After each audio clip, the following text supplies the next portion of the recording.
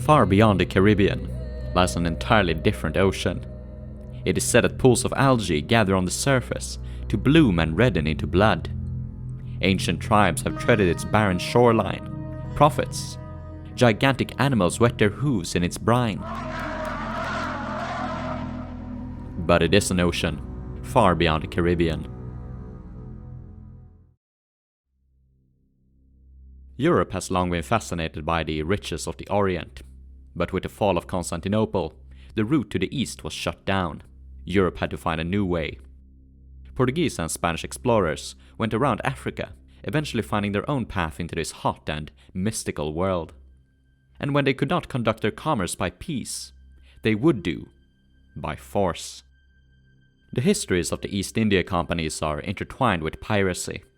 Very often, they were pirates themselves. Throughout the 16th and 17th centuries, a pirate was usually someone who simply ended up on the bad side of the law. It was a matter of perspective. By now, the Americas were aflame with rampant piracy. The Caribbean was a roiling cauldron of vehemence, in which a Franco-English paramilitary force called the Buccaneers attacked and ransacked Spanish cities across the main. But when the countries in Europe made peace, buccaneering was cracked down on. The rogues began to look elsewhere. Some traveled south into the unexplored waters of the Pacific. Others looked further yet, beyond the Atlantic, to the east. Like so many things associated with pirates, like the Skull and Bones and island of Tortuga, the idea of the pirate round appears to have been pioneered by the French. As early as 1614, the English East India Company made reports of French pirates preying upon Muslim shipping in the Red Sea. They were soon joined by vessels from England, covertly commissioned by the king himself.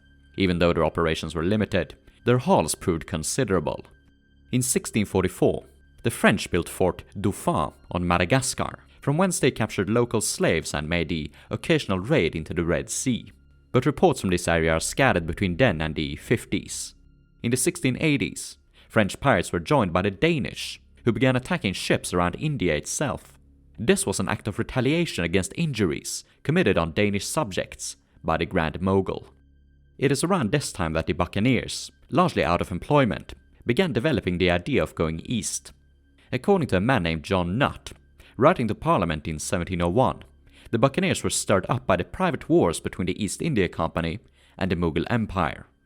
Nutt writes, "For the news of rich booties, their ships seized, stirred up the old buccaneer gang, who found it more difficult to rob the Spaniards than formerly, and finding their prizes in the West Indies grow scarce, to direct their course to the east." It's really uncertain which pirate started the pirate round. In 1684, a pirate ship called the Morning Star made an attempt at the annual Pilgrim fleet, but failed. The first successful attack may have been done by the Bachelor's Delight, a buccaneer ship which had previously harbored William Dampier and Lionel Wafer, a pair of pirate explorers and natural scientists. Captain Ovington, who hunted the Bachelor, relates how she was accompanied by the Signet, another ship which Dampier had sailed on, and an unidentified Dutch vessel. Ovington relates how the pirates sheltered at Madagascar. They mended their sails with stolen silk, and only 20 of these pirates were enough to take on the largest of the Indian ships. But these attacks would be far and in between. What differed the Indian Ocean from the Caribbean was that pirates lacked any permanent bases in which they could repair and recuperate. That was about to change in 1691, when a New York merchant named Adam Baldridge landed on the island of St. Mary, Madagascar. Funded by merchants back home, Baldridge made alliances with the local Malagasy, joining them in their conflicts, and building himself an outpost. News must have spread rather quickly, in addition to the tales of vast wealth made from eastern piracy. By the time Baldridge erected his outpost on Madagascar, New England slave traders had already frequented the island since the 1670s, in addition to various pirates. His enterprises made the process much easier, as he provided all the needed necessities. Baldridge was so kind as to provide a written account of his actions, giving us a deep insight into the goods he bought and sold. He made his first transaction in October of 1691, the pirates giving him agate beads, flour, bars of iron, cannons, powder and shot in return for cattle. In 1693 arrived a New York merchant, giving commodities like shirts, hats, tools and Bibles, in return for money, slaves, cattle, and iron. Thus, we can see how a chain was connected between the American merchants and Red Sea pirates, with Adam Baldridge as the essential link. For the next 7 or so years, he would live like a king on the pirate island, allowing the route to flourish and give rise to the most profitable criminal heists in all of history. Let's zoom out on the map and take a look at the route in detail. It began somewhere in the Americas. Some ships were outfitted in Jamaica, but most of them came from New England or Bermuda. Since they had to cross vast tracts of ocean, the ships had to be seaworthy and preferably large. Large, full-rigged ships were able to carry more crewmen, provisions, weaponry, and plunder. They were also faster than smaller ones. However, a surprising majority of Red Seamen sailed in small, 1- or 2-masted sailboats, usually the sloop. The Amity is a perfect example. She was a Bermuda sloop with a displacement of 70 tons, 8 guns, and a single mast. She was later refitted to carry a second. Owing to her poor armament, the crew relied on musketry and boarding action. The fact that vessels like the Amity could make the transatlantic voyage and beyond really attests to the quality of Bermuda shipbuilding. The ships were well supplied with food, water, and ammunition, though every man had to buy and maintain his own weaponry. Recruitment was often done at taverns, and the captains funded by local merchants, and provided commissions by governors. When the expedition was prepared, the ships set sail. They crossed the Atlantic and sailed down the coast of West Africa. From thence they sailed south and crossed the Cape of Good Hope, a dangerous undertaking in the age of sail. Having crossed it, they sailed up to Madagascar and entered the base of St. Mary. Here they would restock on their diminished supplies and engage with the local women. They careened their ships, tipping them on the side and scraping away barnacles, improving seaworthiness and speed. Pirates are usually known for drinking rum. Baldridge imported rum, lime juice, and sugar, allowing the pirates to make their favorite drink, rum punch. If the sweet nectar of slavery was unavailable, they would often have to do with a local supplement, arak. It can be made from sap, rice, or fruit, and can also be prepared into punch with the other ingredients. The call of the Red Seamen ought to be yo ho ho and a bottle of rack. Water would also grow rancid on their long voyage. It had to be spiked with alcohol or supplemented by weak beer.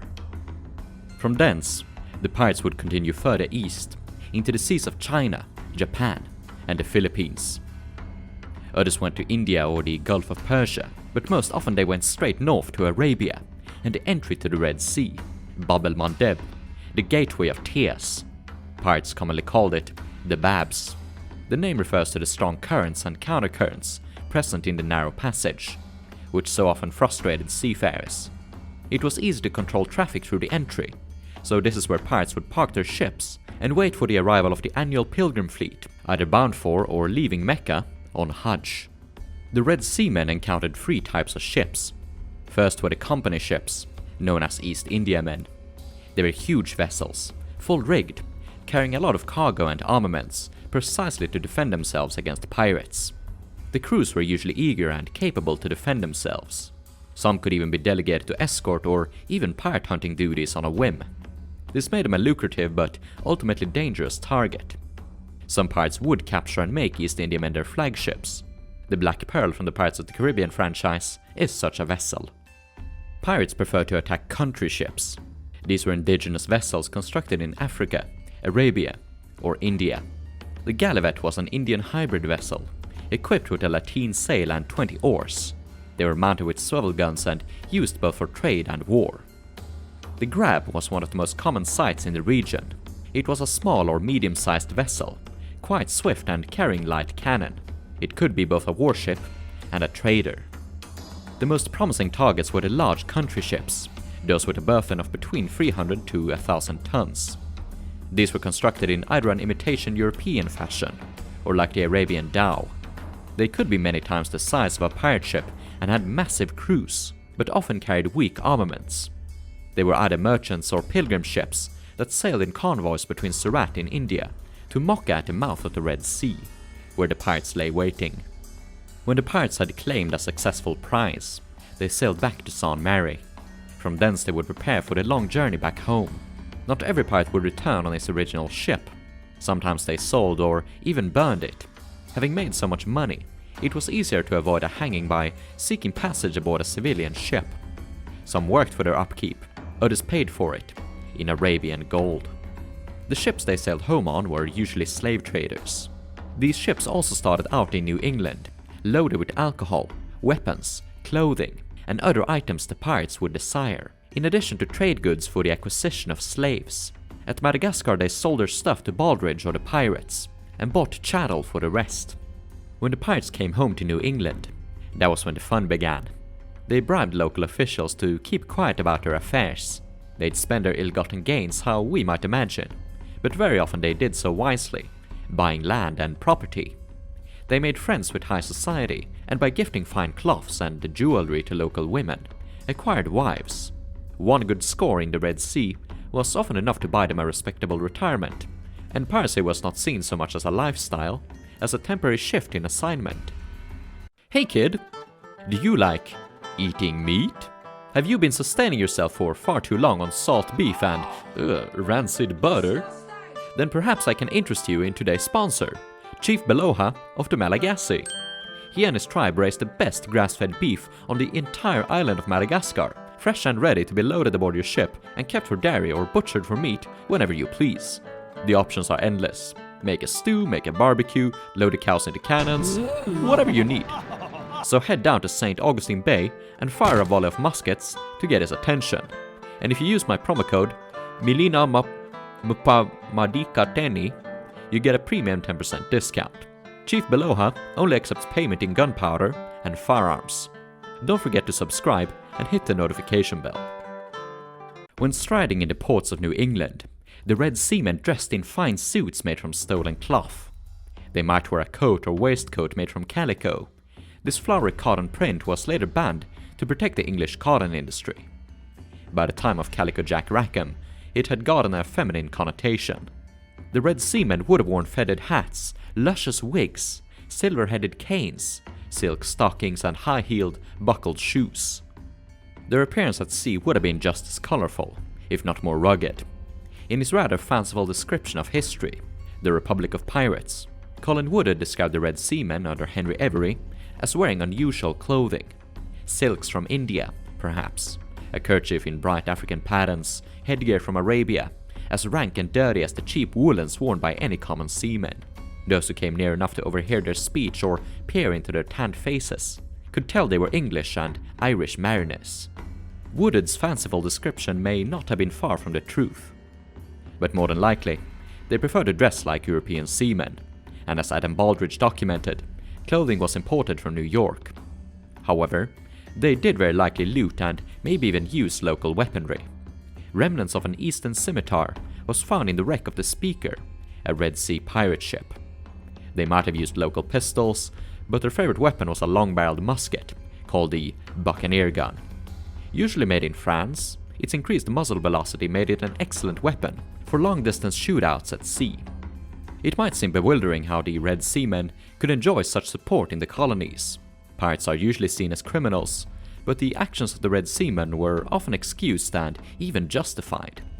When the pirate round erupted, England and France were at war. Both sides employed privateers to hunt enemy commerce. Many of the Red Seamen had been commissioned for this purpose, but it was little more than a pretense. When the privateers returned home, they did not carry French wines or baguette, but gold coins inscribed in Arabic. But no one who supported the Red Seamen considered them pirates. Piracy in the 17th century was closely connected to Protestant extremism, and the rabbit hole goes deeper than expected. Since the beginning of the Pirate Age, religion had been used as a justification for attacking the colonies of Catholic Spain, the Popish Leviathan. One Massachusetts preacher claimed that by stealing gold from the Spanish, this would lead to the drying up of the river Euphrates, as mentioned in the Book of Revelations, a prelude to the second coming of Christ and Armageddon. Basically, piracy was justified by doomsday theories. With this zealous hatred in mind, it wasn't a far leap to justify attacks on the Muslims and heathens of India and Arabia. The difference between piracy and privateering had not been firmly established, and many believed it lied simply in the moral justification. If you robbed from religious, national, or even political opponents, it would be legal.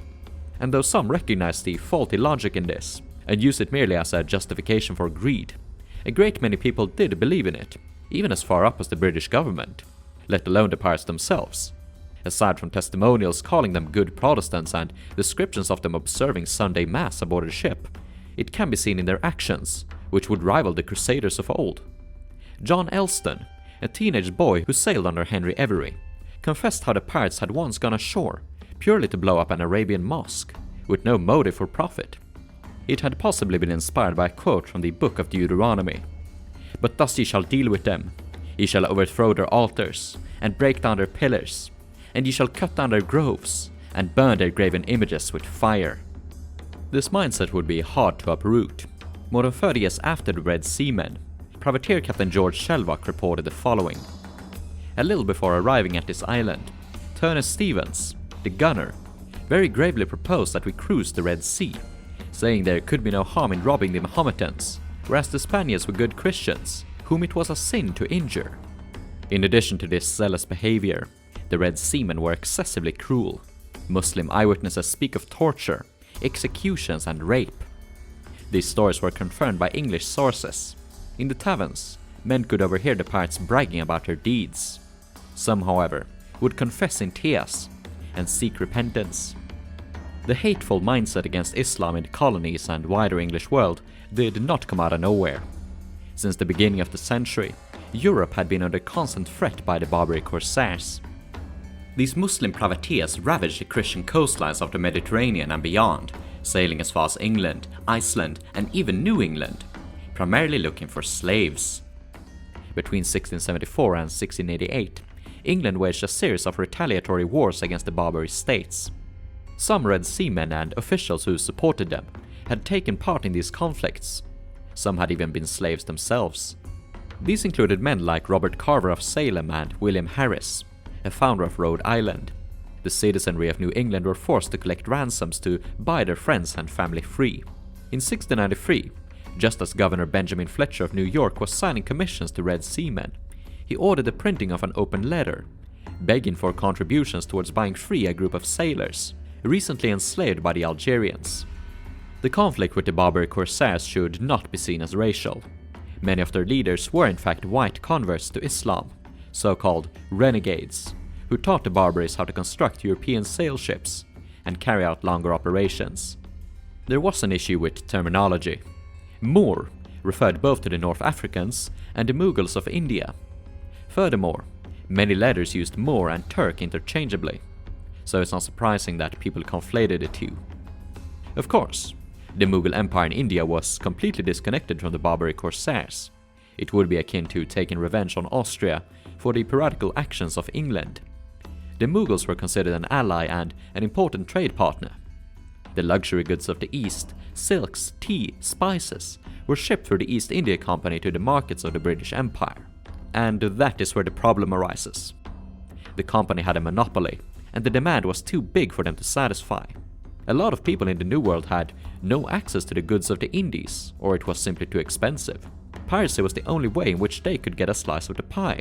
And we can see that when the Red Seamen came to an end, the company relented and gave free traders access to the Indian markets. The question is, what was the cause, and what was the effect? A large number of the Red Seamen were likewise deserters or even mutineers. The most famous Red Seamen were associated with uprisings. Henry Every was elected captain after leading a mutiny, and Captain Kidd was the victim of several. In 1698 there were mutinies aboard the Beckford Galley and Adventure Pink. The most famous example happened in 1696, aboard an East Indiaman, the Mocha frigate. Having had enough of the captain's cruelty, the crew, edged on by two ex-pirates, secured the gunroom, strangled the captain in his bed, and set 18 loyal men adrift in a ship's boat. For the coming 3 years, the Mocha would go on a rampage across the Indian Ocean, before eventually being sunk at St. Mary's. So why did these sailors mutiny? In 1701, John Nutt listed several reasons for desertion and mutiny. Number 1. Owing to the conflict between England and France, many men had been press-ganged and taken away from their families to serve aboard men-of-war. Aboard these ships, they were cruelly treated and often abused. Number 2. They were deprived of good provisions. Number 3. they spent long periods at sea, in large crews within tight, poor confinements. Number 4. Their wives and families were reduced to poverty, since they were not paid enough to supply them. And though many sailors did desert and join the Red Seamen, the mutiny on the Maka is the only documented case of an East Indiaman turning to piracy. The crews of these ships were often known to be hardy and resilient, and not every captain was a monster. In addition, pirates and mutineers could expect a harsh punishment at the hands of the company. The ringleaders were typically executed, but the majority might only be issued a punishment unique to the region, made famous by Captain Jack Sparrow. The letter P, branded with a red-hot iron, into the pirate's hand or forehead. A pirate might also end up in the captivity of the Mughal Empire. They would languish in a prison and be subject to various forms of torture. Some were converted to Islam, either willingly or by force. This might seem like a lucrative opportunity at first, before realizing that they had to be circumcised. All things considered, the religious justifications, theme of revenge, good payment and bad conditions in other employments made the life of a Red Seaman seem very lucrative. Of course, they would still spend long periods at sea, being subject to relatively poor food and quarters. But eyewitnesses speak also of the pirates being allowed to eat as much as they liked, provided they had the food, and that music played around the clock. And these periods of hardship were interspersed by lengthy stays at Madagascar or other port towns, where the friendly natives would treat them to fresh food and the company of women. Fortune was there to be took. Legendary are the exploits of Red Seamen like Thomas Tew, Henry Every and William Kidd. Their stories are best relegated to separate episodes. One has already been published on Kidd, and Every is getting his own episode in the future. As it currently stands, Tew will not get his own episode in the foreseeable future, so a short version of his story will be relegated here. According to Matthew Frick in A Gold Chain, Wooden Leg and a Treasure Chest, Tew began his pirating career aboard the Bachelor's Delight, on its first voyage to the Red Sea. Whilst Tew is often recognized as a pioneer of the route, this would have made him a pawn, not a player, if he was aboard the Bachelor. When he returned, he would have earned a share of around £1,000. Instead of settling down, however, it was documented that he acquired a commission from the governor of Bermuda to cruise against the French in West Africa, but Tew had other plans. He acquired a 70-ton sloop Amity, armed with 8 guns and 60 men.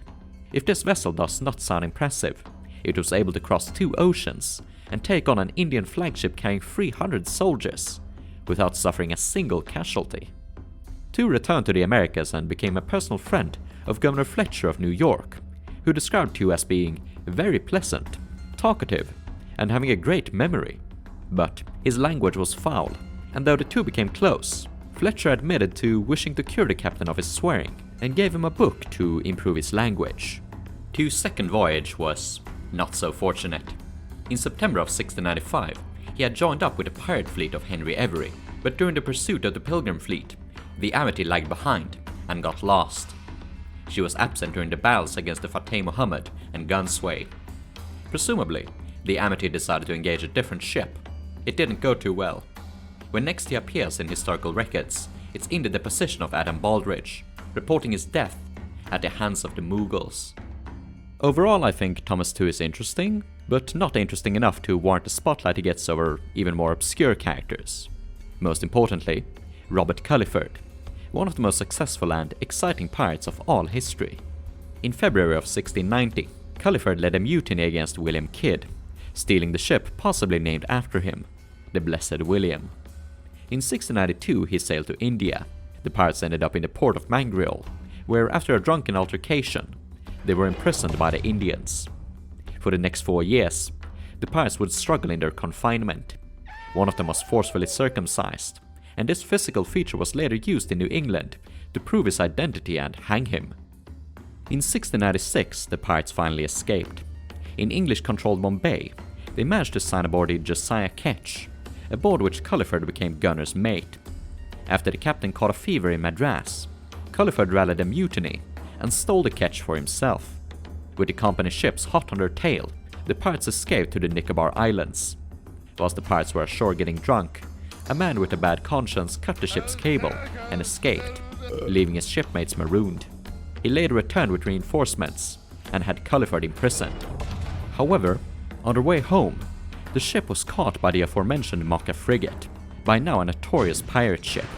Aboard were several old friends of Culliford, including the guy with the cut foreskin. After a fierce standoff, Culliford had been rescued. Rejoicing after the streak of misfortune, the crew had the Mocha rechristened the Resolution, and Culliford elected as quartermaster. From thence, the Resolution sailed to India, plundering both country, English, and Portuguese ships. Sailing to Sumatra, they were caught in a Malay ambush, in which the captain was killed. Culliford was elected as the new commander. After some further adventures in the South China Sea, the Resolution sailed to Madagascar. Here most of his crew died from disease, rendering him unable to leave. That was until his old rival, Captain Kidd, decided to show up. However, Kidd wasn't popular with his men, most of whom deserted over to Culliford. With the new company under his control, Culliford sailed to India. Here he teamed up with two other captains, one of which was Dirk Chivers. Also called Richard, Sieves, Chivers, and Clevers, his origins are obscure. Some historians call him a Dutch New Yorker, others Dutch-Irish, but in his own deposition from 1699, he claimed to be from the German city of Hamburg. He had sailed under English captains for 18 years, before eventually joining one of Henry Avery's consort ships. From then on he became captain of the pirate ship Soldado, and eventually joined Culliford's growing little fleet. In the middle of September 1698, the pirates caught a massive country ship called the Great Mohammed. In the brutal fight which ensued, 20 pirates were killed and many more wounded. 300 of the Indian crew and passengers slain or thrown overboard after the capture. The survivors were robbed, tortured, and the women raped. According to historian Richard Sachs, author of The Pirate Hunter, the true story of Captain Kidd, the treasure aboard the Mohammed amounted to a value of £231,000, twice the haul of Henry Avery, and a fourfold of Captain Kidd. This would amount to roughly $300 million today.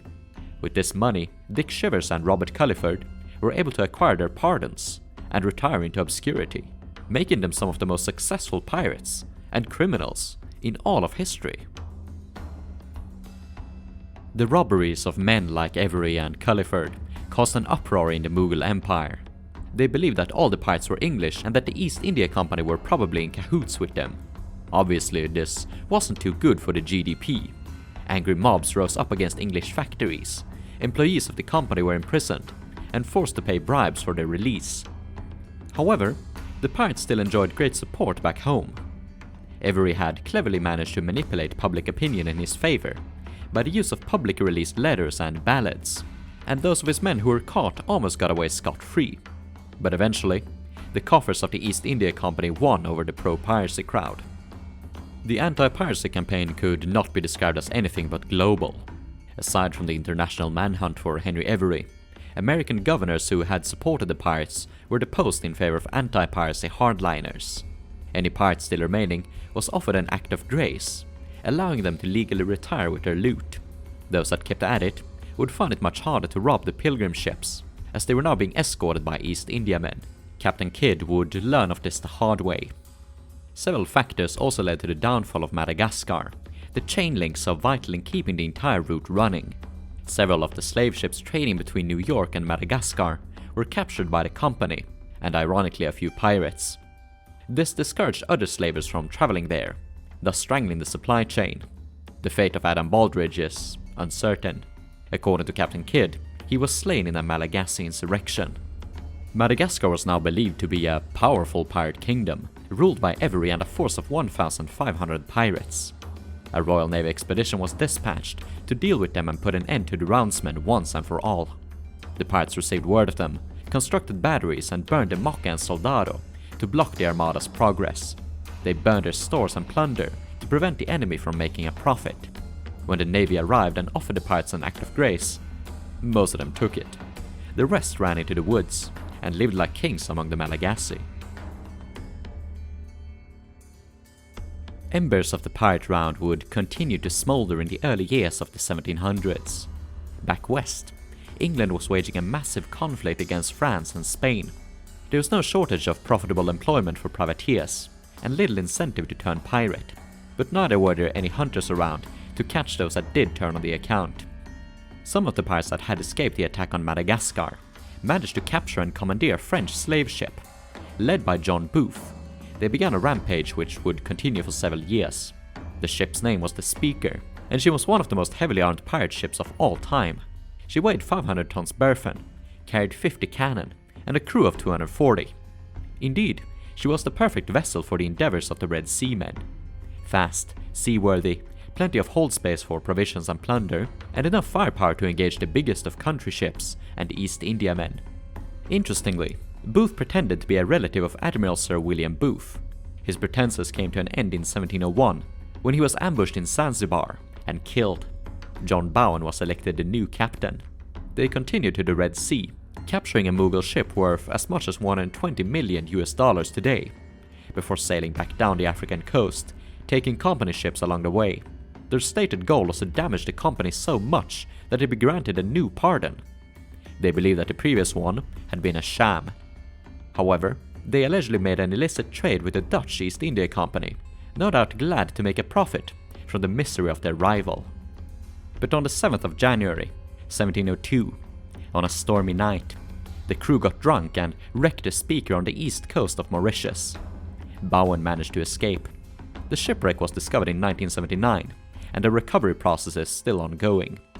Divers have recovered 34 pieces of artillery, one of which is a bronze 6-pounder. This gun is of Danish origin and bears the monogram of Christian IV, King of Norway and Denmark, between 1588 and 1648, meaning that the gun was already old by the time that Bowen captured it, most likely from the Danish East India Company. Perhaps it had even been used for Danish Red Sea piracy in the 17th century. Findings range from across the world. There are coins from England, Austria, Italy, Peru, Egypt, Yemen, and India. One of the Indian rupees had been transformed into a medallion to be worn around the neck. Plenty are the findings of precious stones and beads, many of which appear to have been worn as bracelets.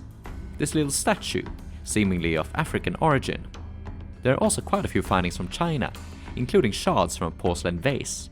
Pirates used porcelain for storage, as plunder to be sold, or even ammunition.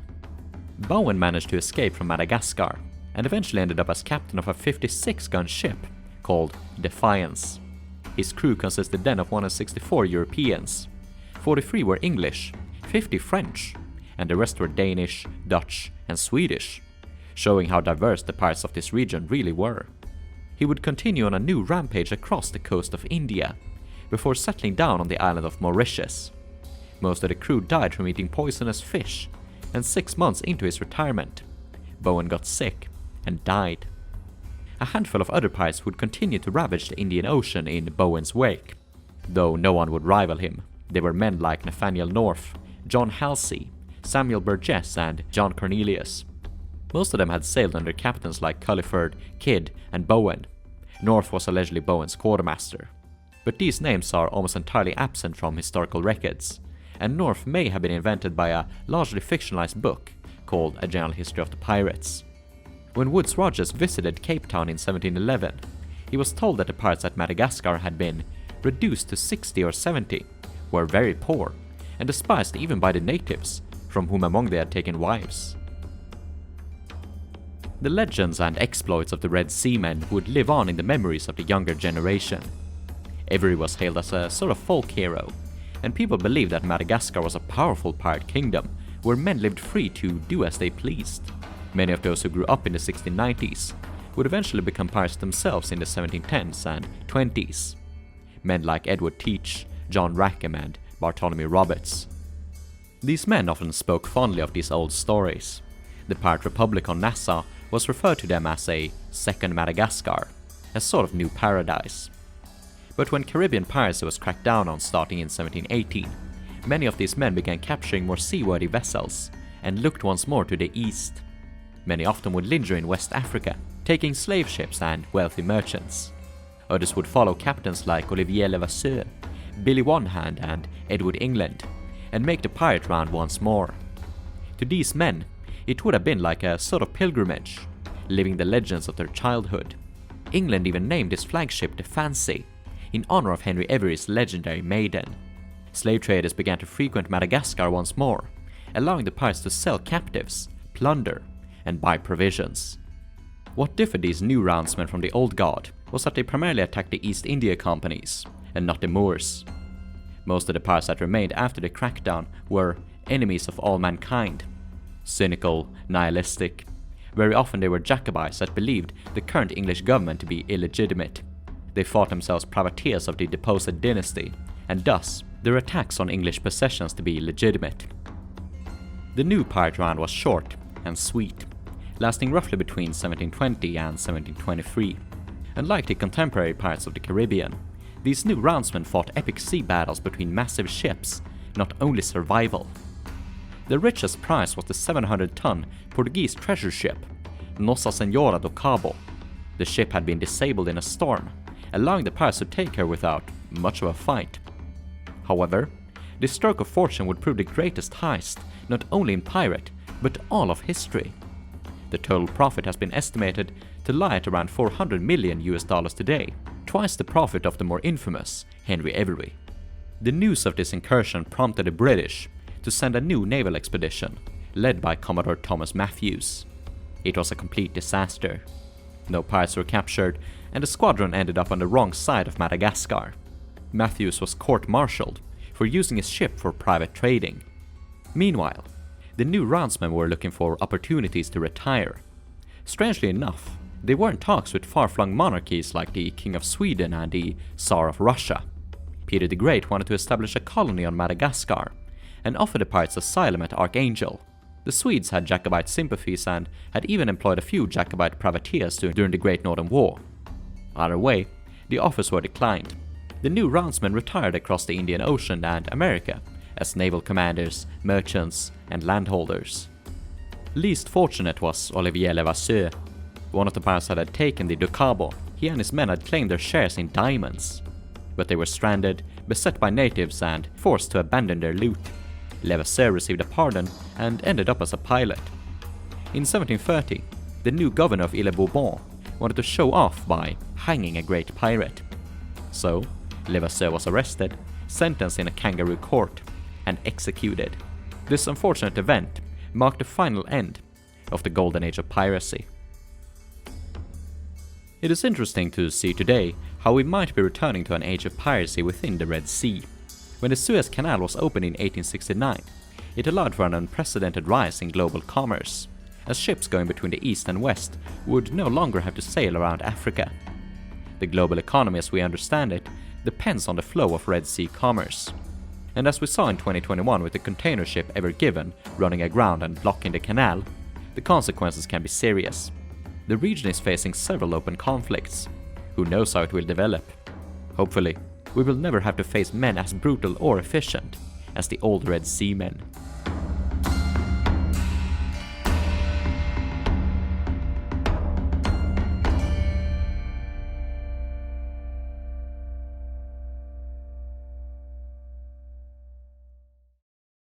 If you're a regular viewer of my channel, you might have noticed that I have switched to releasing more long-form content. The research, recording, and editing of these videos require a lot of effort, without a guarantee of necessarily paying off. So if you want to support me and guarantee a long, and I mean a long, future of pirate videos, please consider supporting me monetarily on Patreon, a one-time payment via PayPal, or even becoming a YouTube channel member. I'd prefer the former too, because Patreon viewers can watch my videos without ads. Otherwise, hitting the subscribe button and notification bell, liking, sharing, and commenting on the video will help in spreading it. Or if you want to talk about history or whatever with fellow pirate enthusiasts, please check out the link to our Discord server in the video description. Cheers!